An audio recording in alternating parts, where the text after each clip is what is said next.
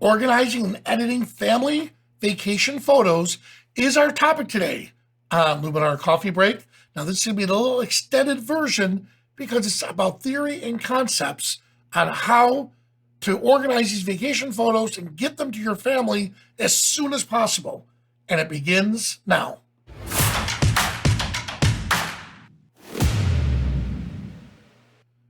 Hello, everyone. All right, so this episode was inspired by my last week's vacation. First time in 4 years. I took the entire week off, and I only worked, I think, maybe 2 hours the entire trip. But I did gather content, and some of the things we did with my family, I wanted to share with you guys. So the next time you do a family vacation, or even, let's say, a family reunion, a high school reunion, any event where you have to take the photos and give them to your family or friends, this is going to help you organize them better. All right? So let me jump right in. All right, first step is, where the heck do I put these images? So what I did is, I'm going to show you right here. Notice where it says family. I'm going to right click on it, and I'm going to show it in Explorer. If you're using a Mac version, then obviously you'll show it in Finder. So first step is to make sure that you organize all these images properly so you don't lose them. All right? Well, I found it's best to do this. Let me pull this in. First, make a folder, and you've heard me say this a million times, a photography folder.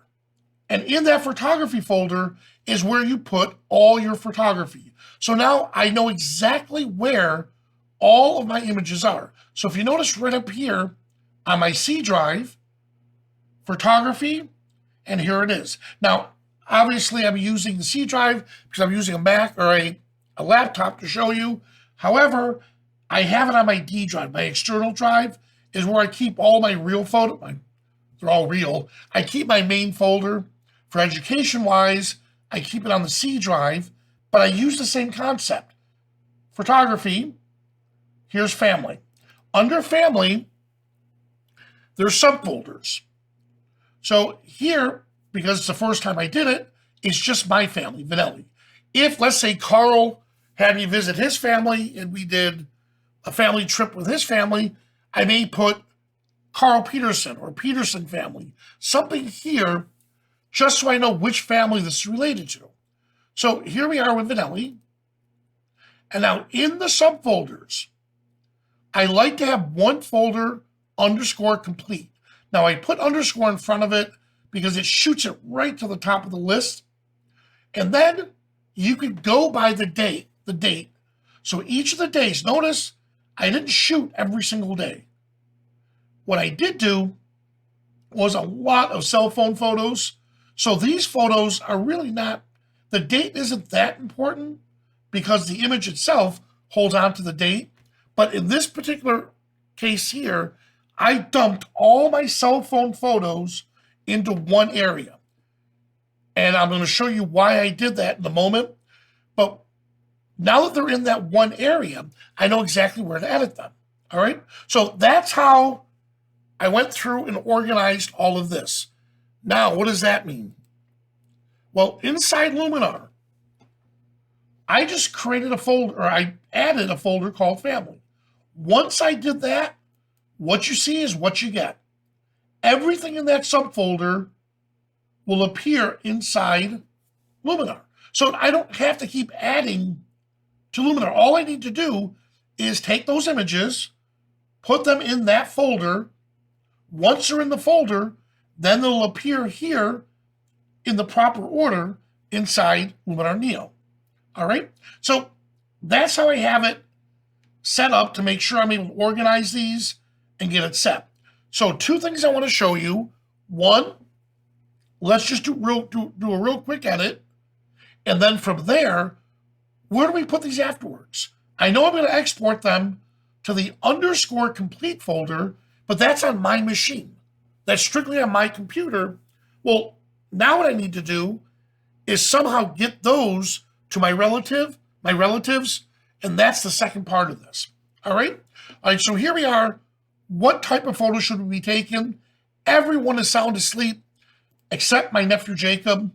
Jacob, well, let's put it this way. He's 6 years old, and my brother compared his energy to my energy. And he said, Uncle Rob, do you mind watching him in the morning? Because chances are you'll be up, nobody else will be, and Jacob will be. So Jacob's sitting in front of the TV. I wanted to work on a little window light. Notice the first sets that I'm shooting, I didn't like how I was blowing everything out. So move positions. And Jacob was great here. Notice he's in tune with the TV. Finally, I said something funny, and here's some of the shots that I got. So these were the shots that I liked here. And then let's just stick to this one. All right, so here's the one we'll work with. Now, I did create presets. Let's see if this one preset will work, because I don't want to sit there and spend my entire time editing while my family is having fun doing other things, because I'm gonna lose out on spending time with them. So if you could create presets and just quickly, whether it's in the middle, early in the morning when everyone is sleeping, or get them involved into it, now you're including them in what you're doing, just something to where you're not tied to that computer. Now, that was a preset that I just used here. It's okay. It was meant for the other photo, but I'm going to come in here real quick and let's see what I can do to change it up a bit.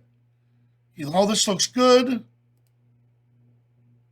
I like that. Let's see. So, all right, you know what? This is fine.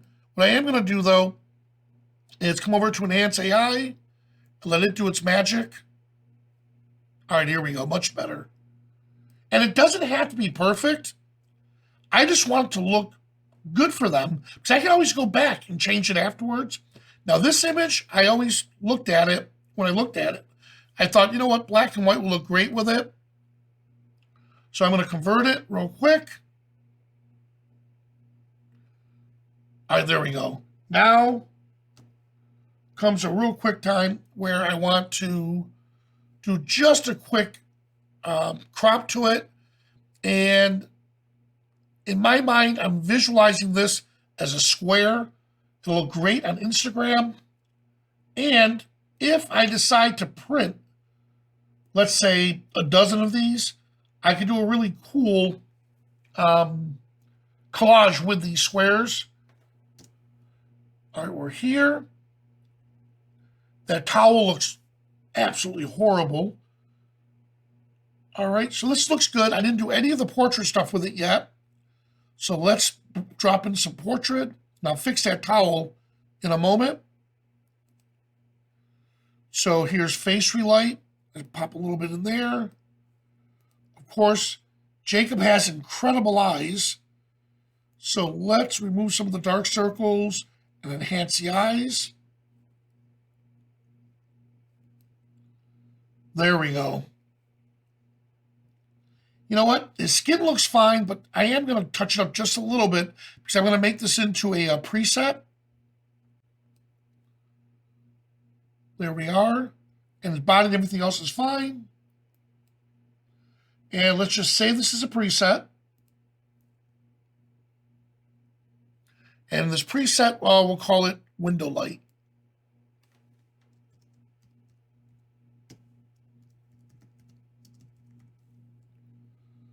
All right, so now that I have those set, this image needs a little special attention. So I am going to come over here and let's check out the glow effect. All right, and with the glow, I do want to bring out glow here, go a little crazy with it for a moment. There we go. All I'm looking at right now is that towel. So the towel was my main focus, but you know what? I kind of like what it did to the rest of the image, but not to that degree. So I like what it did, but it's a little overboard. So I'm going to double check a few things. I like this. So I like that glow effect at 70% around here. Let's bring it, right there, look at that, 25%. So I think 25% looks good. So I'm going to go to 75%. Or 70 is good. And now I want to mask. And with my brush, what I want to do is I want to erase, let's see, I want to erase around this area here. So let's bring the strength down right about to here. And actually, right about here. So I want to erase this amount.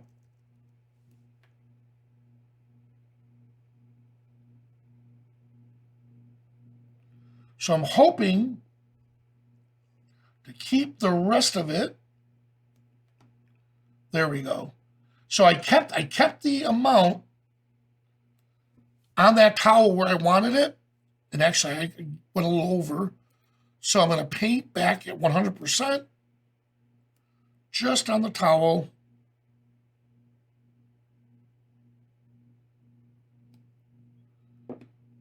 And there we are. And let's see. Now I could probably go a little bit more with that. So let's go to the adjustment. Crank it up a little more, right about there. That's good. All right. All right, so there was a real quick edit that we got from Jacob. Now, I like it because I used a brush. And I'm not going to save it as a preset because then that brush is going to be in there. So we're going to leave that alone. Now, I have it all set. Where do I export it?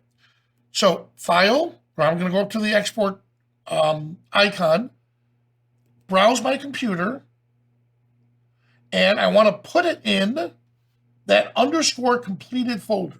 So this way I know exactly where that image is. So it's under C drive, and we already said photography, and it's under F for family. Good.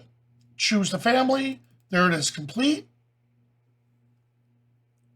Now I select that folder. Now you have a choice here. I'm going to leave it as a JPEG, not as a TIFF. I could put underscore complete or edit or whatever you want, or just leave it as is. I like leaving the last four digits, 4312, shows that that's my 4,310th image I took with this camera. So I haven't used that camera quite a lot. I have it here. Now, if that same image is in that folder, it'll give me the option of either replacing it or keeping both. Well, I want to keep both of them. So now that both are being set, now once that's going on,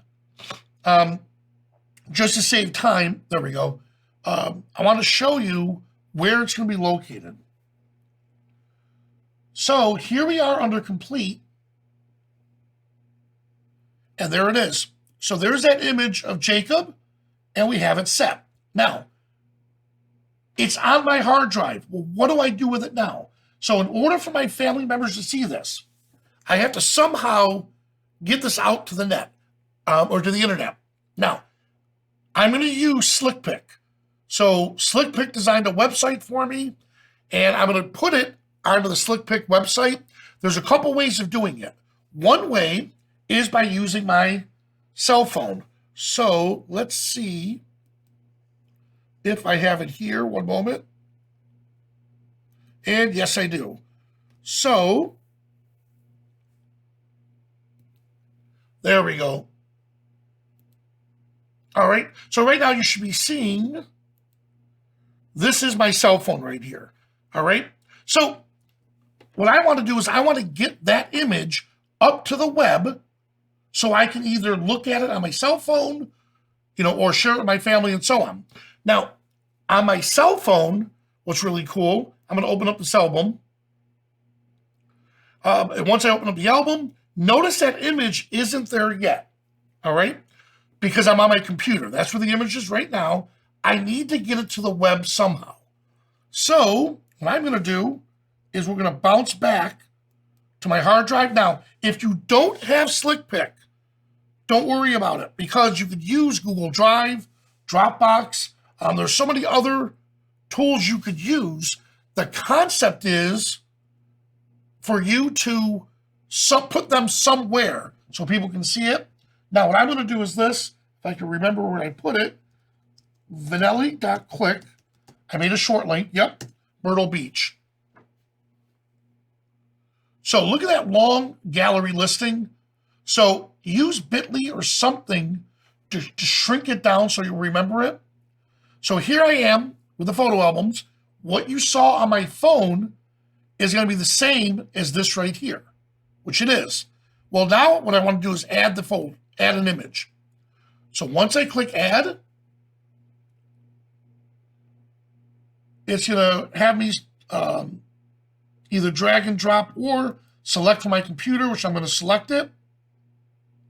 And once again, I'm going to do all of this while everyone is either sleeping or preoccupied doing something so I don't miss out on the family fun. Or if like a typical family, if people are arguing, step away from the argument and run quickly, do this, and then show them the pictures, and hopefully that'll diffuse the argument. All right, so F for family. Vanelli, and here it is. Now, if you use Google Drive or Dropbox, just by dropping it into that area, it'll automatically appear on the web. So if you're using Google Drive or Dropbox and it's synced, it'll automatically appear onto the web where you need it. All right, so what was the name of that image? Perfect example. So the reason I keep telling everyone I love the 4-digit extension right here, I know it's 4310. So 4310.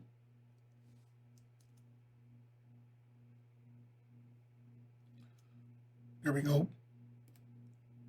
So I'm going to look up 4310.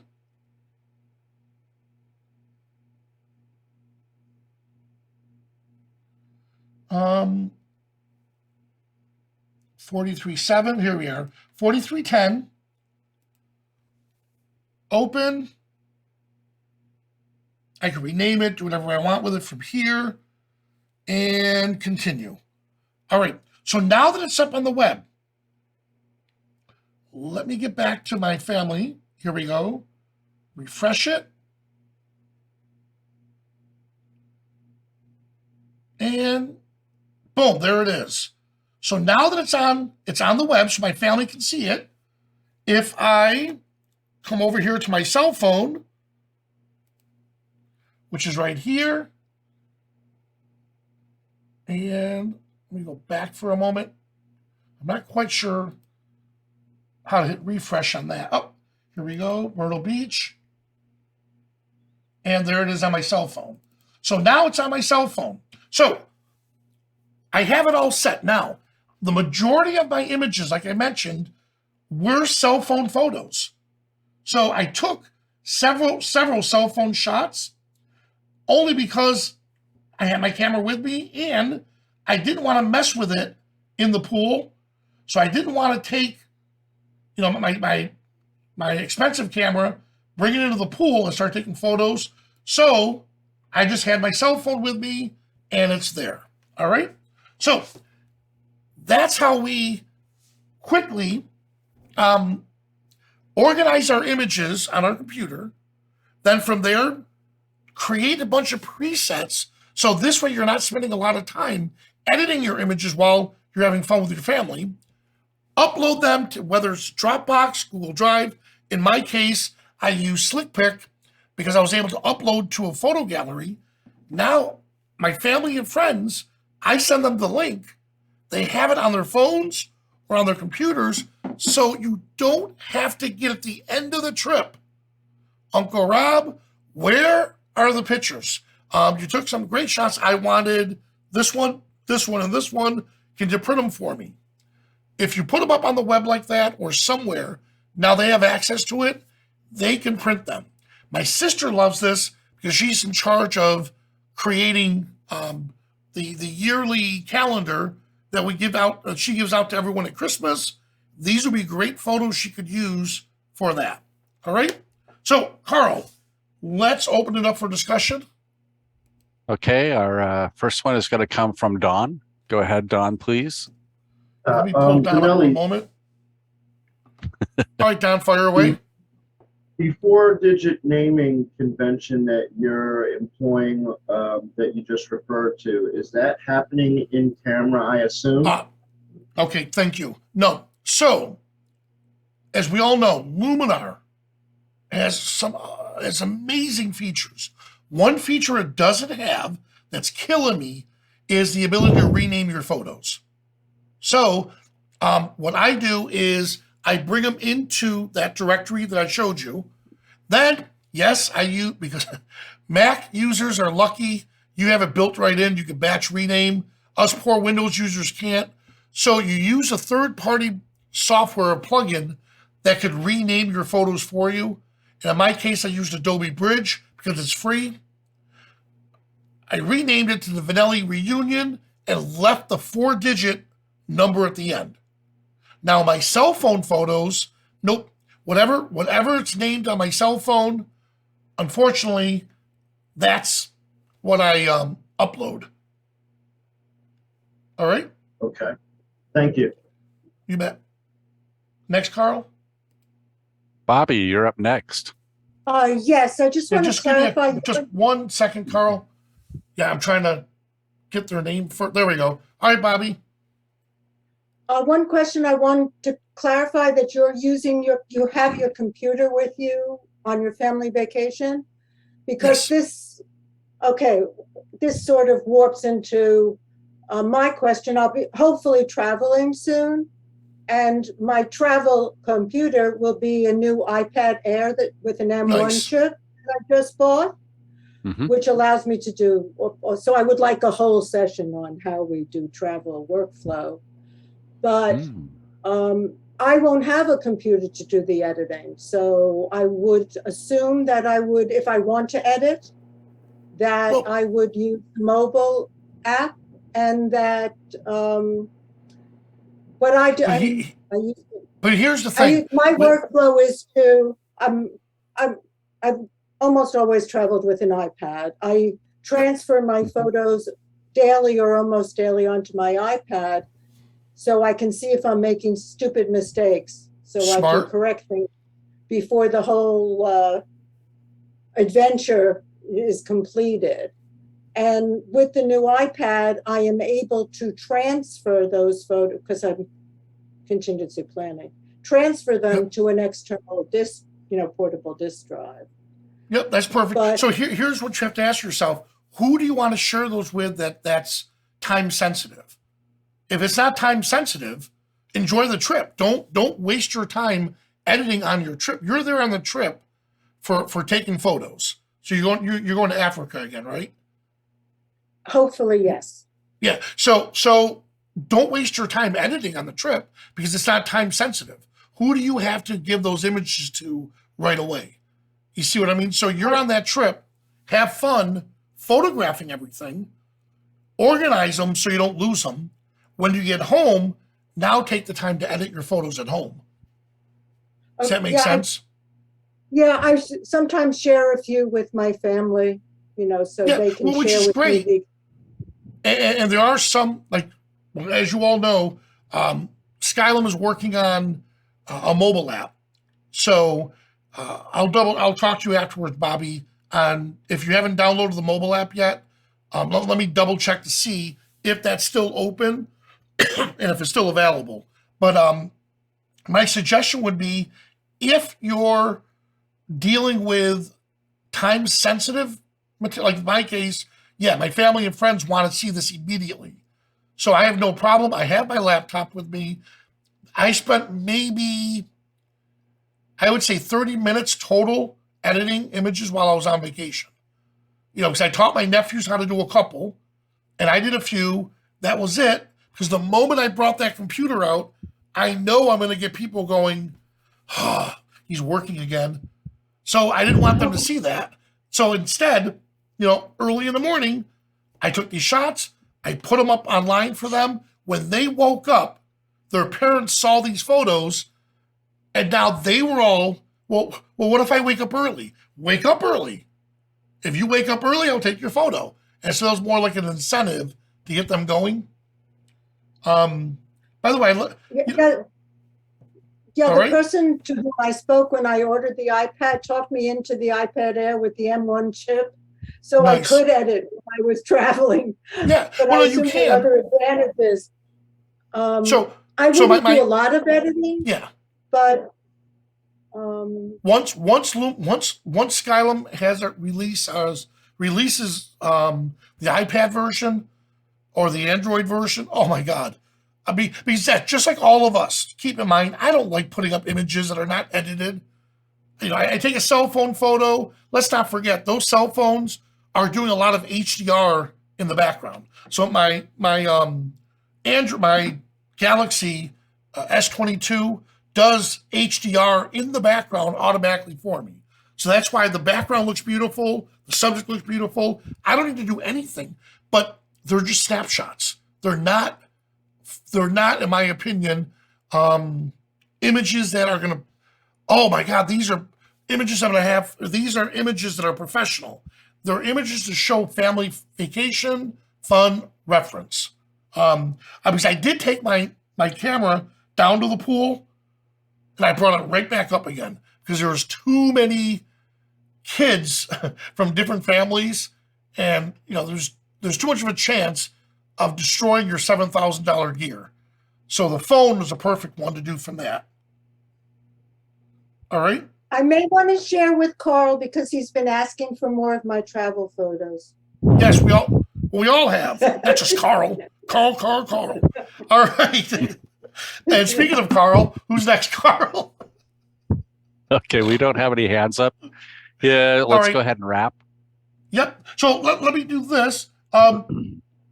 You turkeys, none of you said anything about the towel. I thought I did a heck of a job on that towel. Because when I first saw it, I was like, oh God, that is gross looking. Great job with the towel. Yeah. Oh, that was gross looking. But did you see how you can use glow in so many different ways?